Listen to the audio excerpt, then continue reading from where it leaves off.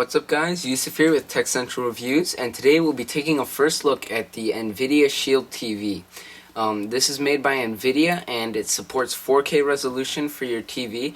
It's sort of meant as an entertainment system so you could play games and watch movies and TV at 4K. Now, that's one of the main special things about I just turned on my Xbox. Let's get started by taking a look around the box. So on the front we have a picture of the actual Nvdia Shield TV, and you'll notice that there's actually a green LED. Now, although this green LED is subtle, it might like clash with some different colored setups, so keep that in mind. There is a green LED. I opted for the 16GB model because there is expandable storage on this, so you could always just add in a micro SD card, and it's not like I'd ever be using 500GB of storage on the next step up, which would be an extra $100. Here we find what's inside the package. So we have the actual Nvidia Shield, a Shield controller, HDMI 2.0 cable that supports 4K resolution, of course 16GB of storage, and the Tegra X1 processor, which has 256 cores, but it's an Nvidia processor, 64-bit, and it's 3GB of RAM. This also has 802.11 AC dual band Wi-Fi, so you don't have to use the Ethernet connection. Yeah. So on the back we have a picture of some of the main features. Of course this runs Android TV from Google. It's still kind of new, but the future updates will fix many of the bugs that currently exist. We have voice search, you could of course watch 4K movies and TV, and you can play some Android games. Not all Android games are supported on this. There are two seals on the box. We have one at the bottom, so we'll cut that right now, and then we have one on the top. Okay, so then you could just lift up the box, and right away you see the Nvdia Shield TV. In the box you'll find the Nvdia Shield right away, so you could just take that out like this. Now it actually feels much more compact than I thought it would. Be. Has a kind of rubber feeling back if you want to put it sideways. There is an optional stand if you want to have it facing upwards, but that's an extra $15, and I just thought that I'll just keep it sideways for now. There's a glossy part here which they cover with a plastic screen protector that I will keep on so that it doesn't scratch. However, I will be taking off this for the power button. So it's actually a capacitive power button, so there's no button there, so you don't have to press anything. On the bottom we have what I think is like sort of a ventilation space for air to pass through right about here. Moving on to the back, we have more ventilation right about here. We have a micro SD card slot.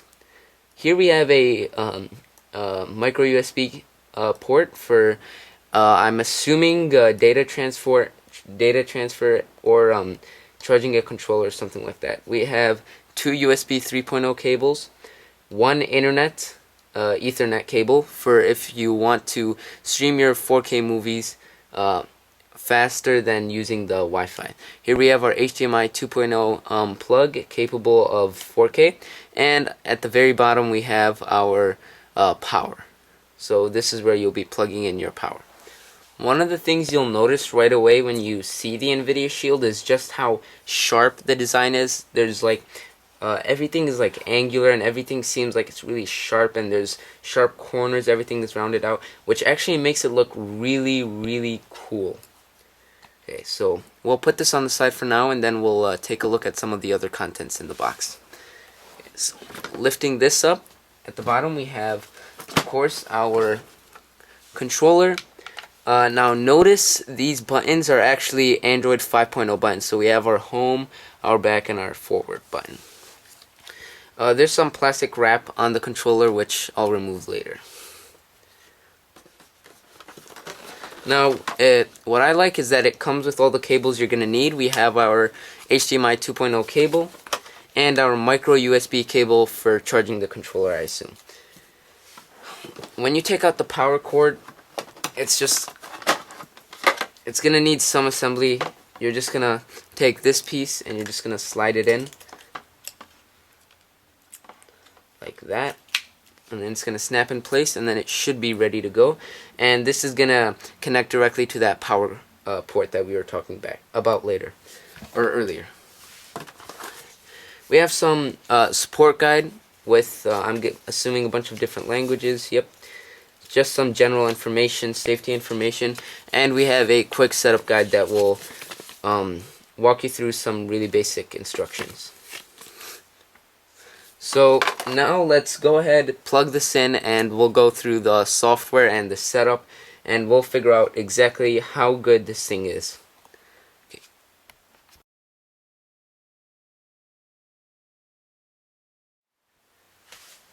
Okay guys, something terrible happened. Basically what happened is I tried plugging in the Nvidia Shield after I got it the first time from Newegg, and when I plugged it in, I tried pressing the power button and there was no light, nothing was working. The controller was working but not the actual console. So I was actually chatting with Newegg about what we could do. Before I did that, I looked up online and people were actually having similar problems with theirs, and they said just contact the person that you bought it from and they'll send you a new one, and typically that next one you get will work, and it's definitely worth the wait.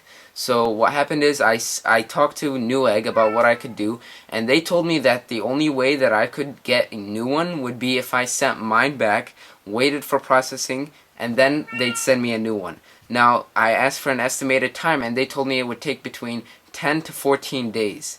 So I actually paid for faster shipping on this because I got it on a quick Black Friday deal, and I received it in about 2 days. So if you think about it, it wouldn't really be worth it waiting another 10 to 14 days for just a brand new one. So then I actually, kudos to Nvidia, because I talked to Nvidia and they actually told me that they could do a DOA, and what they do is they'd send me a new one before I even have to send mine, like right away, and I actually received it in only 2 days. And once I got it, I just have to send them back the old one, and they'd look at it, probably fix it up, and then sell it refurbished. So I'm actually kind of disappointed with Newegg for like actually making like a customer wait 10 to 14 days just to get a new one, especially since it wasn't their fault that it broke. Like, I just took it out, set it up, put it, and then plugged in the power, tried to turn it on, and nothing was working. So I got the new one, tested it out, and the new one works, so that's a good thing. So now we'll continue with the video using the new Nvidia Shield. So just keep in mind that this is one that was sent from Nvidia directly, not Newegg.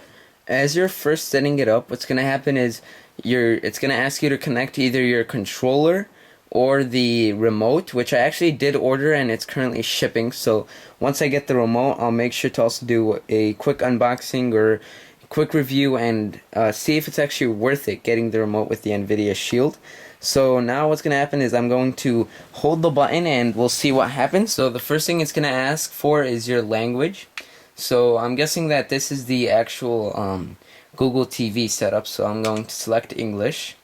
Then it's going to ask for the Wi-Fi network, so I'm going to select my Wi-Fi network. Then it's going to connect to the Wi-Fi network, and we'll see how long this takes. Okay, connected successfully. And what you're going to do now is you're going to sign into your Google account, because after all this is oops. Okay, so apparently if you actually press the Nvidia button right here, it'll actually ask you to connect to a different network. Okay. Okay, so we'll press don't change. Then we'll go use your password. So I'll enter my email address really quickly, and then later my password, and then we should be connected. So then it'll cite it to your account, and then it's going to say, by continuing you are agreeing to the Google Terms of Service and Google Privacy Policy. I'm going to press continue. We'll allow it to use the location. Okay, and I guess that there is a software update that it's going to have to go through. Okay, so once the software update is done, what's going to happen is the Nvidia Shield is actually going to restart on its own, and then you can continue with the setup. So here we have, let me go back. So here we have basically what some of the buttons do on the controller. So if you press the Nvidia button, it'll be a voice search. You could press the what I thought was the forward button, which actually happens to be the start button. You could of course press the circle for home and the triangle facing to the left for back. We also have volume control on the bottom of the Nvidia Shield, so let me highlight that real quick. We have a plus over here and a minus over there. Okay, so let's press next. So now we have, for the remote, we have voice search, of course. We have another home button and a back button. And what's really interesting that I heard for the remote is that if you look kind of at that seam between the two lines right about in the middle there, right under the voice button, that line, you could actually swipe up and down on that to control the volume. Okay, so next. Okay, so the setup is complete. Let's press finish. And here we have the basic Android TV setup with Shield Hub, which provides some extra features exclusive to the Nvidia Shield. At the bottom we have the some settings and some other basic information. And I guess that this will conclude this video. So that was an unboxing and setup of the Nvidia Shield TV, and everything looks really beautiful. I'm not sure if you can tell because you'll be probably watching it in 1080p, but in 4K this looks absolutely fantastic. Like, all the colors really pop. Everything is really beautiful.